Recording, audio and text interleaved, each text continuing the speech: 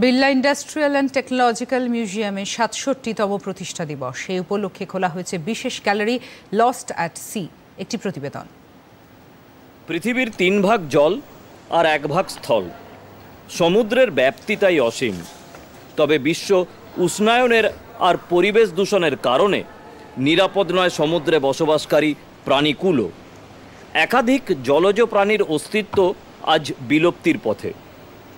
সেই সব বিপন্ন প্রাণীদের সম্পর্কে আলোকপাত করতে বিআইটিএমে তৈরি হয়েছে এক বিশেষ গ্যালারি লস্ট অ্যাট সি। শুধু জলজ প্রাণীদের বাসস্থানই নয়, সমুদ্র থেকে যে সম্পদ প্রাপ্তি হয় অর্থনীতির নিরিখে তার পরিমাণও আকাশ ছোঁয়া। তাই এই বিশেষ গ্যালারি তৈরির বিভিন্ন আঙ্গিক সম্পর্কে দূরদর্শনকে জানালেন বিআইটিএমের অধিকর্তা অর্ণব চট্টোপাধ্যায়। পরিবেশ রক্ষায় স্কুল পড়ুয়াদের মধ্যে আরও বেশি সচেতনতা গড়ে তুলতেই এই প্রয়াস বলে জানান তিনি। গ্যালারিটার নাম হচ্ছে লস্ট অ্যাট সি।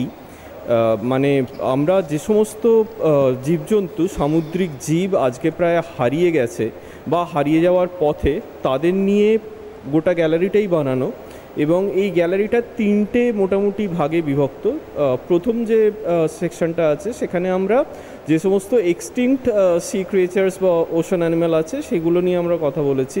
সেকেন্ড সেকশনে আমরা যেটা ভেবেছি যে এই যে গ্লোবাল ইকোনমি, তাতে ওশান ইকোনমি কী রোল প্লে করে। আর থার্ড পার্টটায় ইন্টারেস্টিংলি আমরা একটা আর্টিস্টিক প্রেজেন্টেশন রেখেছি। এই আর্টিস্টিক প্রেজেন্টেশনটা এটাকে আমরা বলছি জিওটাকু। আমাদের মুখ্য উদ্দেশ্যই হচ্ছে যে এডুটেনমেন্ট, যে এডুকেশন প্লাস এন্টারটেনমেন্ট।